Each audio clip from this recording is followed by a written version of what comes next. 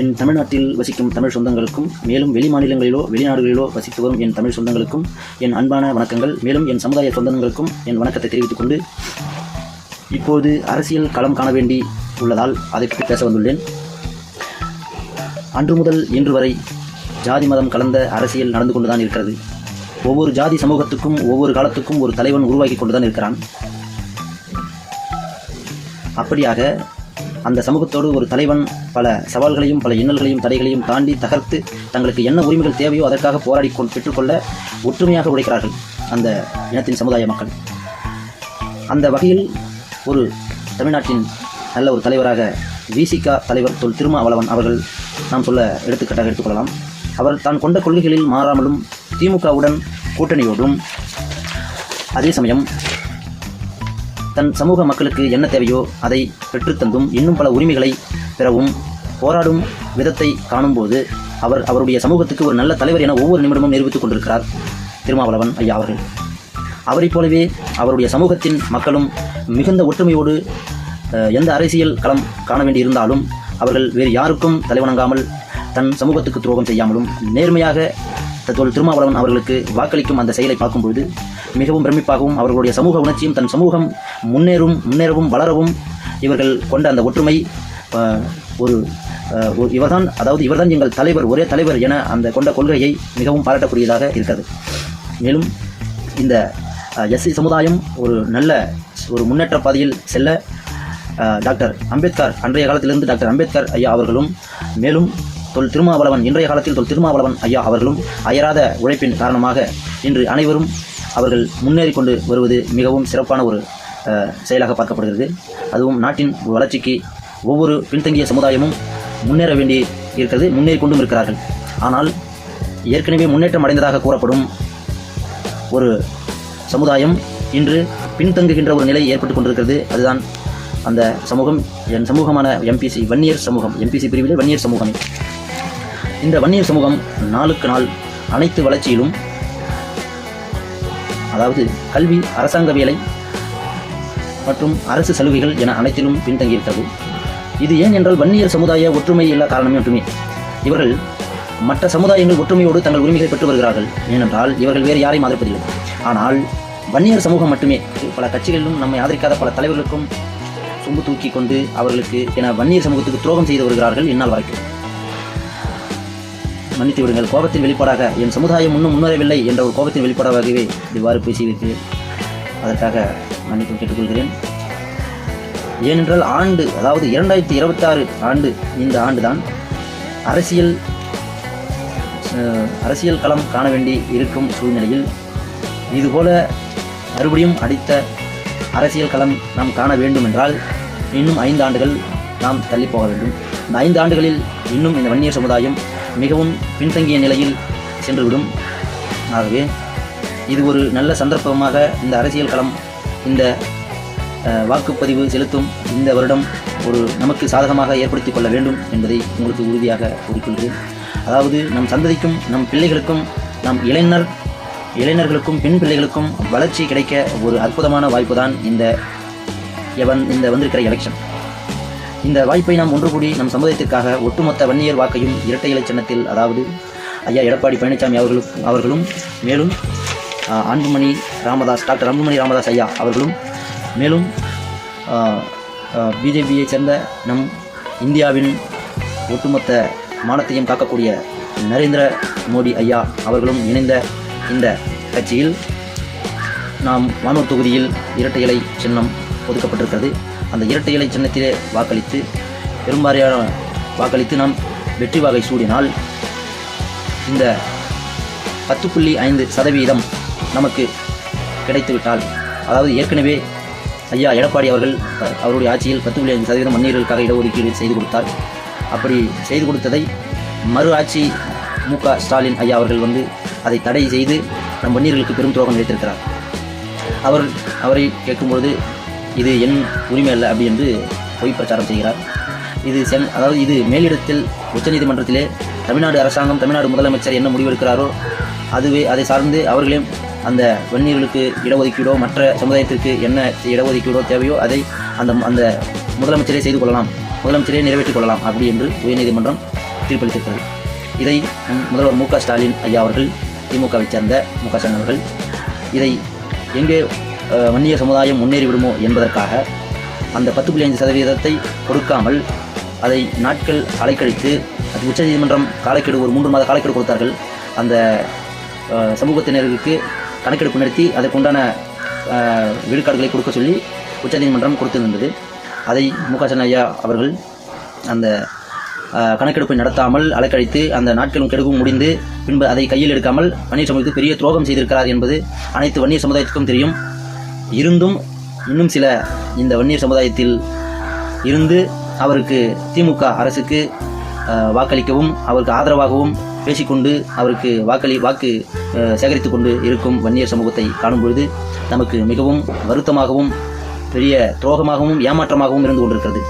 நாளை நம் சமுதாயம் இன்னும் பின்தங்கும் நிலைக்கு செல்லும், அப்படி செல்லக்கூடிய சூழ்நிலை ஏற்படுமாயின் இது மற்ற திமுக மற்ற பிற கட்சிகளுக்கு வாக்களிக்கும் வன்னியர் சமுதாயத்தைச் சேர்ந்த நபர்களால் மட்டுமே இந்த வன்னியர் சமுதாயம் வீழக்கூடும், அவர்களே அதற்கு பொறுப்பு என்று இந்த பதிவில் தெரிவித்துக் கொள்கிறேன். அதாவது அரசாங்க வேலைகளில் இதற்கு முன்னாடி, அதாவது 10.5% தருவதற்கு முன்னாடி நம்ம வன்னியர் சமுதாயத்தில் 10 பேர் மொத்தமாக 10 பேர் வேலைக்கு எடுக்கிறாங்க அப்படின்னு சொன்னால் வன்னியர் சமுதாயத்தில் 2 பேர் எடுப்பாங்க, மற்ற சமுதாயத்தில் இது 8 பேர், மற்ற சமுதாயத்தில் 8 பேர் எடுப்பாங்க. ஆனால் இப்பொழுது 10.5% நமக்கு கிடைத்தால் கிடைக்கும். எடப்பாடி ஐயா ஆட்சி வந்துவிட்டால் நமக்கு 10.5% கண்டிப்பாக அதை நிறைவேற்றி விடுவார்கள். அப்படி கிடைக்கும் பட்சத்தில் 10 பேர் வேலைக்கு அரசாங்க வேலையில் இருக்கிறார்கள் அப்படி என்று எடுத்துக்கொண்டால் அதில் 5 பேருக்கு வன்னியர் சமுதாயத்திற்கு வேலை கிடைக்கும், மீதி சமுதாயத்திற்கு இன்னும் 5 பேர் ஒதுக்கப்படுவார்கள். இதே வன்னியர் சமுதாயத்திற்கு மட்டும் 5 பேர் அப்படி என்றால் இது வன்னியர் சமுதாயம் மிகவும் அதிகமான மக்கள் தொகை கொண்ட சமுதாயம். இது இன்னும் 2% இருந்து கொண்டிருந்தால் வன்னியர் சமுதாயம் பெரிய சமுதாயம் இருக்கும் பட்சத்தில் 2 பேர் வேலைக்கு செல்லும்போது மீதி அனைவரும் வாழ்க்கையில் முன்னேறாமல் கூலி வேலைக்கோ கட்டட வேலைக்கோ இப்படியாக சென்று துன்பப்பட்டு கொண்டு தான் இருக்க வேண்டும். ஆகவே ஆனால் மற்ற சமுதாயம் மக்கள் தொகை கம்மியாக கொண்ட சமுதாயமாக இருந்தாலும் அதில் அதிகமாக சதவீதம் ஒதுக்கப்படுகிற பொழுது 10 பேர் ஒரு சமுதாயத்தில் 10 பேர் தான் இருக்கிறார்கள் என்றால் 10 பேரும், அதாவது அதில் 9 பேரும் அவர்களுக்கு ஒதுக்கப்படுகிறது. 9 பேரும் அரசாங்க வேலையில் சேரும் சூழ்நிலையில் அந்த சமுதாயம் முன்னேறி கொண்டு தான் இருக்கிறது. இப்பொழுது முன்னேறி கொண்டிருக்கிறது. இருந்தாலும் அதே ஒரு சதவீதங்கள் அவர்களுக்கு கொடுத்து கொண்டிருக்கிறார்கள். ஆனால் வன்னியர் சமுதாயம் மிகவும் வளர்ந்து அதிக மக்கள் தொகை இருக்கிறது. இருந்தாலும் இன்னும் அன்றைய கொடுத்த அந்த இன்னும் வன்னியர் சமுதாயத்திற்கு தந்து கொண்டிருந்தால் அது போதாத நிலை தான் இருக்கிறது. ஆகவே தான் நம் டாக்டர் ஐயா அவர்களும் அன்புமணி ராமதாஸ் அவர்களும் இந்த 10.5% கேட்டு போராடி அன்று ஐயா எடப்பாடி பழனிசாமியிடம் வாங்கினார்கள். அதை மு.க. ஸ்டாலின் அவர்கள் தடுத்து துரோகம் செய்தது நமக்கு தெரியும். இப்பொழுது அதை நாம் பெற்றால் 10 பேர் எடுக்க வேண்டிய இடத்தில், அரசாங்க வேலையில் எடுக்க வேண்டிய இடத்தில் நமக்கு 5 பேர் எடுத்தால் நம் வன்னியர் சமுதாயம் நல்ல ஒரு முன்னேற்றத்தை காண வழிவகுக்கும். இதுதான் அந்நாளிலிருந்து இந்நாள் வரை நமது வன்னியர் சமுதாயத்திற்கு டாக்டர் ஐயா அவர்கள் சொல்லிக் கொண்டிருக்கிறார். ஆனால் எந்த ஒற்றுமையும் இல்லாமல் நம் எதிர்கால சந்ததியினரை படுகொலிக்கு தள்ளும் அந்த மற்ற கட்சிக்கு சென்று வாக்களிக்கும் அந்த எண்ணத்திலேயே இருந்து கொண்டிருக்கிறார்கள் நம் வன்னியர் சமுதாய மக்கள். இவர்கள் என்று புத்தி தெளிந்து ஒவ்வொரு சமுதாயமாகவே நம் வன்னியர் சமுதாயத்திற்கு மட்டும் இது பொருந்தாது. இது எப்படி சொல்வது என்றால் இது மற்ற சமுதாயமும் ஒவ்வொரு அநேக சமுதாயங்கள் இருக்கிறது. அந்த ஒவ்வொரு சமுதாய மக்களும் மற்ற சமுதாயத்திற்கு சேராமல் அந்தந்த சமுதாயத்திற்கே ஒன்று கூடி அவர்கள் வாக்களித்து அவர்களுடைய அந்த ஸ்ட்ரென்த்தை காமிக்கும் பொழுது அவர்கள் என்ன உரிமைகள் தேவையோ அதை கேட்டு பெற்றுக்கொள்ளலாம். ஏன்னா அந்த ஸ்ட்ரென்த்து காமிக்கிறது தான் ஒரு தலையாய சிறந்த ஒரு அவர்களுடைய இனத்திற்கு செய்ய வேண்டிய ஒரு தேவையானது. ஆகவே நம்ம வன்னியர் சமுதாயத்திலிருந்து நான் பேசும் காரணத்தால் நம் வன்னியர் சமுதாயம் அவர்களுடைய முழு பலத்தையும் இந்த வாக்குறுதி வாக்களிக்கும் பொழுது காமிக்க வேண்டும் என்பதுதான் மீண்டும் நான் தெளிவாக சொல்லிக்கொள்ள ஆசைப்படுகிறேன். இவ்வாறாக இந்த 10.5% ஒதுக்கப்பட்டால் நமக்கு உயர்கல்வி, மருத்துவ படிப்பு, காவல்துறைகள் சம்பந்தப்பட்ட சட்டத்துறைகளும் சம்பந்தப்பட்ட அனைத்திலும் நம் சமுதாயம் பயன்பெறும், நம் பிள்ளைகளும் நல்ல எதிர்காலம் உண்டாகும் அப்படின்னு என்பதை தெளிவாக தெரிவித்துக் கொள்கிறேன். மேலும் ஆகவே தயவு செய்து வன்னியர்களுக்கு துரோகம் செய்த திமுகவுக்கோ படம் நடித்து தமிழ்நாட்டை ஆளலாம் என்ற கனவோடு வந்த விஜய் டிவிக்கே அவர்களுக்கோ மற்ற மறைய போகும் திடீர் முளைத்த அந்த கட்சிகளுக்கெல்லாம் வாக்களிக்க வேண்டாம் என்றும் நம் சமுதாய இளைஞர்களும் நம் சமுதாய மக்களுக்கும் தெரிவித்துக் கொள்கிறேன். வன்னியர் சமுதாயத்தை அடியோடு குழி தோண்டியும் புதைத்துவிட வேண்டாம் என்றும் தயவு செய்து நம் வன்னியின சமுதாய மக்களிடம் மண்டியிட்டு கேட்டுக்கொள்கிறேன். தயவு செய்து இந்த ஒரு முறை இரட்டை இலை சின்னத்தில் வாக்களித்து நம் அனைத்து உரிமைகளையும் மீட்டெடுப்போம் என்று வேண்டி கேட்டுக்கொள்கிறேன். இன்றைய தமிழ்நாட்டில் சேர்ந்த நம் அனைத்து இளைஞர்களும் நிறைய படித்திருக்கிறார்கள். இருந்தும் அவர்கள் புத்தி பேதலித்து இருக்கிறதா என்பதை நாம் அடிக்கடி எண்ண தோன்றுகிறது. ஏனென்றால் ஒரு நடிகன் அவர்கள் முதலமைச்சர் பதவிக்கு ஆசைப்படுவது என்பது தவறொன்றுமில்லை. ஆனால் அந்த முதலமைச்சர் பதவியில் வகிக்கக்கூடிய தகுதி இருக்கிறதா என்றால் கண்டிப்பாக இருக்காது. பணம் வைத்தவன் எல்லாம் முதலமைச்சர் ஆகிவிடலாம் என்று எண்ணத்தோடு வந்தால் அது எப்படி நியாயமாகும்? படம் நடித்தவன் எல்லாம் முதலமைச்சர் ஆகிவிடலாம், தமிழ்நாட்டை ஆளலாம் அப்படி என்று வந்தால் அந்த எண்ணம் எப்படி நிறைவேறும்? அவருக்கு என்ன தகுதி இருக்கும்? தகுதி என்றால் ஒரு அரசியல் களம், அதாவது ஒரு தமிழ்நாட்டை ஆளக்கூடியதற்கு ஒவ்வொரு மாவட்டத்திலும் உள்ள நிறைகள் குறைகளும் தெரிந்திருக்க வேண்டும். இது அதாவது பழம் சாப்பிட்டு கொட்டை போட்டவர்கள் அப்படி என்று சொல்வார்கள். அப்படிப்பட்ட அரசியல்வாதிகள் நம் தமிழ்நாட்டில் நிறைய பேர் உண்டு. இன்னும் சொல்லப்போனால் PMK பாமக, அதாவது பாட்டாளி மக்கள் கட்சி சார்ந்த ஐயா டாக்டர் ராமதாஸ் ஐயா அவர்களும் அவருடைய மகனாகிய டாக்டர் அன்புமணி ராமதாஸ் ஐயா அவர்களும் அந்த வகையிலே சொல்லலாம். மேலும் இன்னும் நம் இன்னொரு சமுதாய மக்களாகிய தலைவராகிய திருமாவளவன் அவர்களையும் சொல்லலாம். இவர்களெல்லாம் அரசியலில் முதியவர்கள். இன்னும் இவர்களைப் போல இன்னும் நிறைய தலைவர்கள் இங்கு இருக்கும் பொழுது அவர்களுக்கெல்லாம் ஒரு முதலமைச்சர் பதவியில் வகிக்கக்கூடிய தகுதி உண்டு. ஏனென்றால் அவர்கள் மக்களோடு மக்களாக இணைந்து அனைத்து செய்திகளையும் அனைத்து தமிழ்நாட்டின் நிறை குறைகளையும் தெரிந்து வைத்திருப்பவர்கள். இவர்களுக்கு அந்த அரசியலுடைய மாயங்கள், அந்த தந்திரங்கள் அனைத்தும் தெரிந்திருக்கும். ஆகவே இவர்களுக்கு ஆதரவு தருந்தால் நம் தமிழ்நாடு மேலும் நல்ல முன்னேற்றம் காணலாம். அதாவது நம் தமிழ்நாட்டு இளைஞர்கள் மற்றும் படித்த அறிவாளிகள் இன்று சுய நினைவும் அந்த சுய மரியாதைகளையும் இழந்து இருக்கிறார்களா என்று யோசிக்க தோன்றுகிறது. இவர்கள் செய்யும் செயல்கள் அனைத்தும் மிகவும் தரம் தாழ்ந்து காணப்படுகிறது. ஒரு திரையில் தோன்றக்கூடிய மனிதரை அதோடு ரசித்துவிட்டு அவருக்கு ரசிகனாக இருந்து அவருக்கு நீங்கள் பணம் கொடுத்து தியேட்டரிலே படம் பார்த்தால் போதும், அதுவே நீங்கள் அவர்களுக்கு செய்யக்கூடிய ஒரு நல்ல செயல். அவர்களுக்கு பணம் சம்பாதிப்பதற்கு நீங்கள் செய்யக்கூடிய ஒரு நல்ல செயல். இது போதும், ஒரு திரையுலகத்தினருக்கு இது போதும். இதை தாண்டி இவர்கள் தமிழ்நாட்டை நாங்கள் ஆளுவோம் என்று சொல்லிக்கொண்டு வரும் பட்சத்தில் இவர்களுக்கு முன்னாடி இன்னும் நிறைய தலைவர்கள் இங்கு இருக்கிறார்கள்.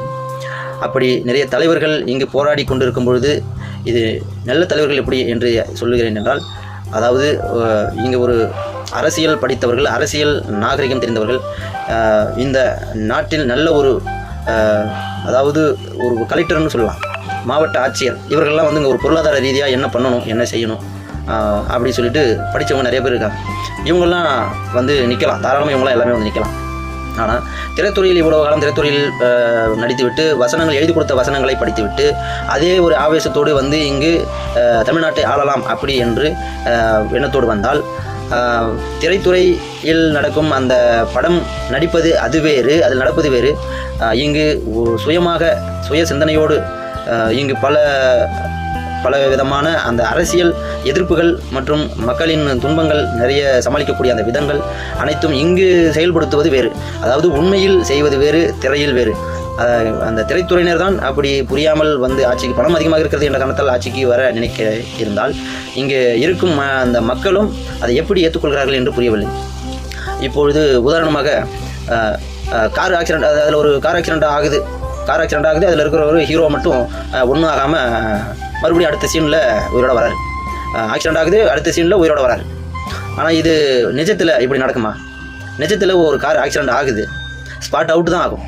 அதுபோல் தான் ஸ்பாட் அவுட்டு, விபத்து, டெத்து, ரெண்டாவது மறாவது சீன் கிடையாது. உண்மையான்னு பார்க்கும்போது மறாவது சீன் கிடையாது. இது உண்மை நிலவரம். இதை மக்களும் புரிஞ்சுக்கணும். அரசியல்வாதி படம் நடிச்சுட்டு வர அரசியல்வாதியும் படம் நடிச்சுட்டு அரசியல்வாதி ஆகலாம் அப்படின்னு நினச்சிட்டு வர நடிகர்களும் தெரிஞ்சுக்கணும். திரையில் நடப்பது வேறு, இங்கு உண்மையாக நடப்பது வேறு. களத்தில் இறங்கி இவ்வளோ காலம் அந்த வேலை செய்கிற அரசியல்வாதி நிறைய பேர் இருக்காங்க. எடுத்துக்காட்டாக சொன்னால் நம்ம டாக்டர் ஐயா ராமதாஸ் அவர்கள் ஐயா இருக்காங்க, அன்புமணி ராமதாஸ் இருக்காங்க. பல பதவிகள் வகிக்காமலே இவங்க நிறைய சாதனைகள் புரிந்திருக்காங்க. இவர்கள்லாம் ஒரு முறை, அதாவது இவங்கெல்லாம் ஜாதி கட்சி அப்படின்ற ஒரு போர்வையாக நீங்கள் எல்லாமே பார்த்து கொண்டு இருக்கிறார்கள் தமிழ்நாட்டு மக்கள். இன்னும் நிறைய ஜாதி கட்சி இல்லை அப்படின்னு சொல்லிட்டு இப்போ திமுக இப்படின்னு நிறைய கட்சி இவங்க வந்தாலும் ஆனால் இவங்களுடைய அந்த உள் பார்வை அதை பார்க்க முடியாது. மேற்பார்வையில் இவங்க வந்து ஜாதி கட்சி இல்லாமல் இருக்கலாம். உட்பார்வையில் பார்த்தா நிறைய பேர் அந்த மாதிரி இருக்காங்க, ஜாதி கட்சிகளில் நிறையா இருக்காங்க. ஆகவே நான் என்ன சொல்ல வரேன்னா, தயவு செய்து பாட்டாளி மக்கள் கட்சி இந்த முறை இணைந்திருக்கும் இந்த அதிமுக இரட்டை இலை கட்சி, மேலும் பிஜேபி பாரதிய ஜனதா கட்சி நம் நரேந்திர மோடி ஐயா அவர்கள் இணைந்திருக்கும் இந்த கட்சியில் இங்கே எடப்பாடி ஐயா அவர்கள் தலைமையில் நிற்கக்கூடிய இரட்டை இலை சின்னமாகட்டும், மாம்பழ சின்னமாகட்டும், தாமரை சின்னமாகட்டும், இதில் பெருவாரியான வாக்குகளை செலுத்தி இவர்களுக்கு இந்த ஒரு முறை வாய்ப்பளித்தால் நம் தமிழ்நாடு 5 வருடங்களில் நல்ல ஒரு முன்னேற்றம் காணும். அனைத்து சமுதாய மக்களுக்கும் நல்லதொரு முன்னேற்றத்தை முன்னெடுத்து செல்வார்கள் என்று நானும் சொல்ல இருக்கிறேன். மேலும் இவர்களும் பல ஆண்டு காலமாக முன்னேற்ற பாதையில் எடுத்துச் செல்வோம் என்று அதற்கு வழிமுறையும் சொல்லிக் கொண்டு தான் இருக்கிறார்கள்.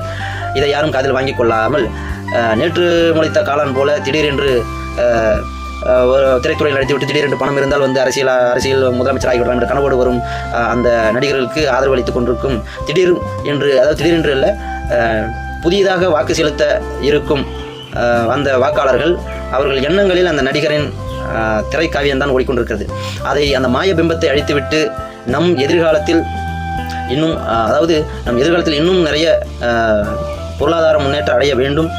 நம் வரும் சந்ததிகள் நல்ல முறையில் கல்வி கற்க வேண்டும். மேலும் அனைத்தும் இலவசம், அதாவது கல்வி, வேலைவாய்ப்பு, மற்றும் இந்த மருத்துவம், இதையெல்லாம் நமக்கு இலவசமாக கிடைக்கணும் அப்படின்னு மட்டும் நினச்சி நீங்கள் இந்த நம்ம இரட்டை இலை சின்னத்துக்கு வாக்களிக்குமாறு நான் கேட்டுக்கொள்கிறேன். அந்த நடிகர்களால் நீங்கள் ஓட்டு போட்டிங்கன்னா நம்ம நாட்டை கண்டிப்பாக காப்பாற்ற முடியாது. ஏற்கனவே வந்து எம்ஜிஆர், திரைத்துறையில் இருந்த கலைஞர் மற்றும் ஜெயலலிதா அப்படி சொல்லிட்டு நிறையா பேருக்கு நீங்கள் வாக்களித்து இவங்கெல்லாம் வந்து நல்லதும் செஞ்சுருக்காங்க, கெட்டதும் செஞ்சுருக்காங்க. ஆனால் இவங்க வந்து அந்த காலகட்டத்தில் அந்த திரைத்துறையிலேருந்து வந்த நேரடியான அந்த காலகட்டத்தில் இவர்கள் பெரும்பாலும் செய்து தவறுகள் தான் அதிகம் செய்திருக்கிறார்கள். அதுக்கப்புறம் தான் இவர்கள் தவறுகளை செய்து அந்த தவறுகளை திருத்திக் கொள்ள ஒரு 10 வருடங்கள் 20 வருடங்கள் ஆகிய பிறகுதான் இவர்கள் நல்லதை செய்ய முற்பட்டார்கள். இது எல்லாருக்கும் தெரிந்ததே. ஆகவே இதுபோல் திருப்பியும் தமிழ்நாட்டை கீழ்நோக்கி செல்ல விடாமல் அந்த நடிகர்களுக்கெல்லாம் நீங்கள் ஆதரவு தராமல் ஏற்கனவே இங்கு தமிழ்நாட்டின் நிலவரம் தெரிந்து கொண்டு தமிழ்நாட்டை எப்படி ஆளலாம் என்று வழிமுறை ஒவ்வொரு மாவட்டத்திலும் அன்புமணி ஐயா சென்று போன தடவை தமிழ்நாட்டில் மாவட்டங்களில் என்னென்ன தேவை, என்னென்ன வேண்டும், எப்படி எல்லாம் செய்தால் உயர்த்தலாம் என்று வாக்கு சேகரித்த இருந்ததை பார்த்திருப்போம். அப்படி ஒரு பல திட்டங்களையும் தன் அறிவு சார்ந்த அந்த யோசனைகள் இருக்கும் ஒரு தலைவரை தேர்ந்தெடுப்பது ஒரு நல்ல மாபெரும் சிறந்த ஒரு அறிவாளித்தனம். ஆகவே இது அனைத்து சமுதாயத்தினரும் எங்களுக்கு ஆதரவு தெரிவிக்குமாறு கேட்டுக்கொள்கிறேன். இருந்தாலும் பெரும்பாலும் முக்கியமாக எங்கள் வன்னியர் சமுதாயம் சார்ந்த மக்கள் மற்ற அந்த துரோகி கட்சிகளுக்கு வாக்களிக்காமல் நம் இனமான சமுதாயத்திற்கு முன்னேற்றம் தரக்கூடிய நம் அன்புமணி டாக்டர் ராமதாஸ் அன்புமணி ஐயா அவர்களின் ஆதரவு பெற்ற இரட்டை இலை கட்சிக்கோ மாம்பழ கட்சிக்கோ எந்த தொகுதியில் எந்த சின்னம் நிற்கிறதோ நம் கூட்டணியை சேர்ந்த அந்த கட்சிக்கு வாக்களிக்குமாறு கேட்டுக்கொள்கிறேன். நன்றி, வணக்கம். சிந்தித்து செயல்படுவீர் அனைத்து சமுதாய மக்களும். நன்றி, வணக்கம்.